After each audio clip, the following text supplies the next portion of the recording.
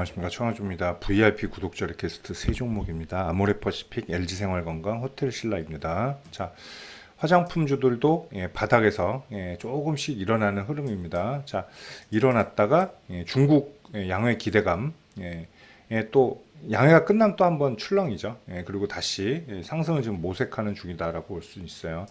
자, 화장품 섹터들도 어느 정도 바닥은 다 잡았다라고 볼 수는 있죠.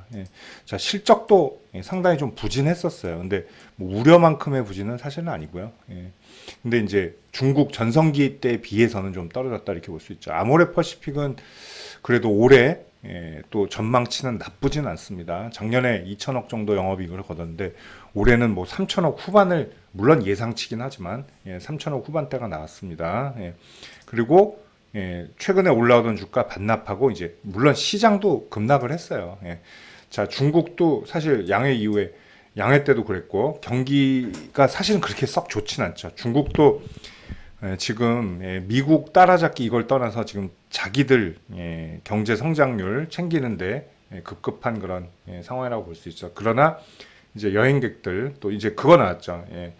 그 면세점 얘기도 나왔고 했기 때문에 이제 다시 한번 좀 탄력은 어느 정도는 받을 가능성이 높죠. 자, 화장품주도 제가 뭐 많이 예전에도 찍었지만 뭐 이런 데 간다는 얘기가 아니죠. 그죠? 이런 데는 절대 못 가요. 당분간은. 그러니까 올해 안에 뭐 다시 뭐 이런 30만 원 이전 고가 이렇게 갈 수는 없어요. 사실은.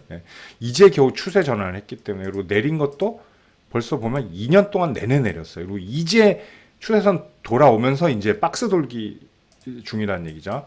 자, 보시면 아시겠지만 그러니까 특별히 지수가 막 폭락을 하지 않는 한 얘는 이 방향으로 분명히 간다는 거죠. 그죠? 15만 원에서 근데 이 근처에서 또 돌파 못하고 한번 밀려 내려올 수는 있어요. 이 정도는 할 수는 있다라는 거. 지금 뭐 로봇 뭐 이런 애들이 가는 이유가 다 있잖아요. 2차 전지는 그래도 실적을 안고 가니까 추가로 가는 거고, 로봇 뭐 AI 이런 건 다 기대감이죠.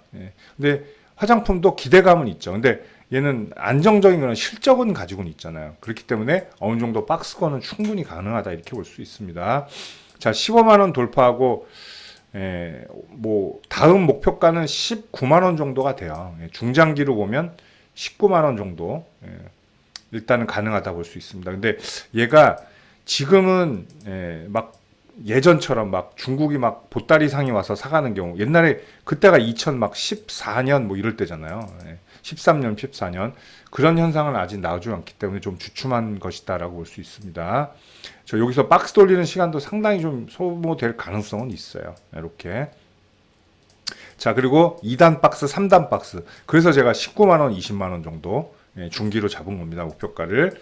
플러스 알파는 뭐 좀 더 시간이 소요될 필요는 있다. 근데 무너질 것 같진 않아요. 더 화장품주들은. 자, LG생활건강은 조금 이미지 타격이 좀 있었죠. 근데 LG생활건강도 애뉴얼 이제 리포트가 나오는데 작년에 어닝 쇼크였죠. 2022년 7천억밖에 못했어요. 자, 영업이익 7천억이면 사실 어마어마한 건데, 근데 여기는 뭐 다 들었죠. 치약도 들고 뭐 로션도 들어있고 다 들어있어요. 순수 화장품 매출 영업이익으로는 아모레퍼시픽 1등, 그다음에 LG생활건강인데 LG생활건강은 좀 이미지 안 좋아지는 사건들도 좀 최근에 있었고 그래서. 좀 더 추락을 했는데, 자, 올해도 마찬가지로 예상치는 작년보다는 좀 나아질 걸로 업황 개선이 좀 예고가 돼 있습니다. 근데 수급은 그닥 바닥에서 이제 막 들어오려고 하는데 그렇게 세게 들어오진 않습니다. 자, 마찬가지로 뭐 면세점 이런 얘기 나오면서 아모레퍼식처럼 삐쭉삐쭉 기어 오르기는 하고 있어요. 근데 LG생활건강은 200만 원을 바라보던 종목이기 때문에 그 낙폭이 상당히 컸다라고 볼 수 있어요. 자, 얘도 저는 뭐 중장기로는 100만 원 정도까지는 뭐 올라오는 거는 큰 문제는 없다고 봐요. 100만 원 정도는. 근데 얘도 추세 전환하고 얘는 박스 두 번이죠. 하나, 그죠? 얘 한 번 이탈해서 휩써 나왔고 두 번째네요. 둘. 근데 요 박스 기간만 지금 10개월이에요.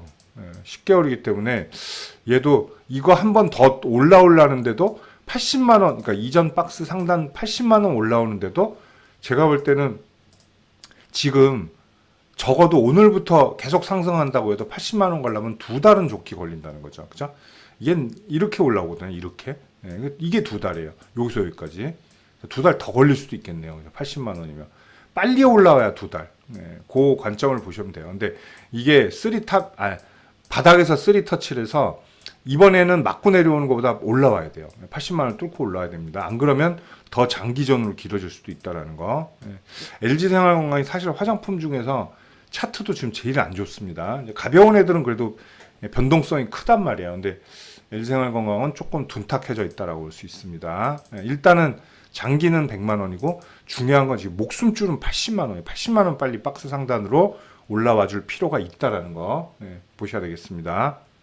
자, 이제 호텔신라인데 호텔신라도 리오프닝 기대감이 사실 많이는 올라왔어요. 근데 호텔신라도 이제 작년에는 조금 실적이 좋진 않았죠. 2020년은 뭐 거의 2천억 가까이 적자 났다가 21년에 다시 흑자 전환, 작년에는 조금 실적이 좋지는 않았습니다. 780억. 올해는 또 애뉴얼 목표가 2천억을 잡아놨는데 뭐 이건 좀 봐야죠. 근데 면세점 이제 기대감들이 크죠. 면세점 3명 이제 선정이 됐어요. 그래서 중국 리오프닝 되면서 관광객들 뭐 이렇게 좀 하면 또 기대감은 분명히 있을 겁니다. 근데 지금은 막 활발하게 오질 않죠. 아직은 뭐 안정적인 그런 여행이나 이런 것들 안정적인 상태는 아니라고 봐요. 근데 분명히 기대감이 있다라는 거 리오프닝도 보시면 될 것 같아요.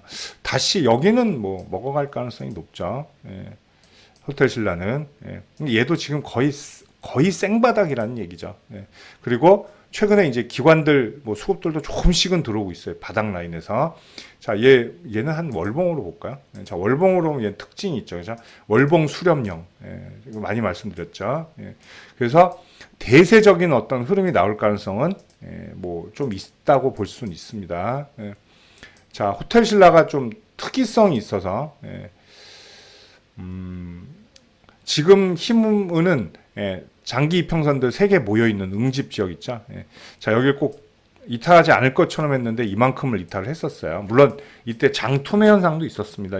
이때는 뭐 2차전 뭐 보시면 그때요. 뭐 에코프로, BM, 에코프로 이런 애들 급등할 때, 그리고 대형주들은 뭐 못 갈 때, 대형주 중에서 간 건 뭐 포스코 쪽밖에 없었죠. 그때 뭐 함께 빠졌다고 볼 수는 있습니다. 여긴 큰 힘이 두실 필요는 없어요. 자, 지금이 중요하죠. 이제 뭐 면세점 얘기 나오고 이렇게 장기 평선들 모여 있는 자리. 자, 여기는 뭐 무난하게 넘을 걸로 보는데 얘도 마찬가지로 화장품주처럼 여기가 고민이라는 얘기죠. 8만 뭐 5천 원, 6천 원 요 자리 있잖아요. 여기 실패, 여기 실패. 근데 여기가 또 가닥 지역이라 또 중요하단 말이에요. 여기를 올라타야 이게 가능하죠. 이렇게 매물대를 봐도 여기가 제일 많죠. 그래서 여기 소화하려면 시간과 돈이 필요하다. 돈은 뭐 우리 돈이 아니죠. 뭐 기관 메이저들이 올리는 돈이니까. 그래야 정상적인 박스 범위 안에 들어올 수도 있다는 거죠. 그 목표가는 10만 원이다라고 볼 수 있습니다. 자, 뭐 일단은 수익 목표가는 여기고요. 이전 고가 뭐 8만 6천 원 정도 자리, 그 다음 자리 9만 2천 원, 그 다음 10만 원 이렇게 보시면 될 것 같습니다. VIP 구독자 리퀘스트 3종목이었습니다. 아모레퍼시픽, LG생활건강, 호텔신라였습니다. 감사합니다.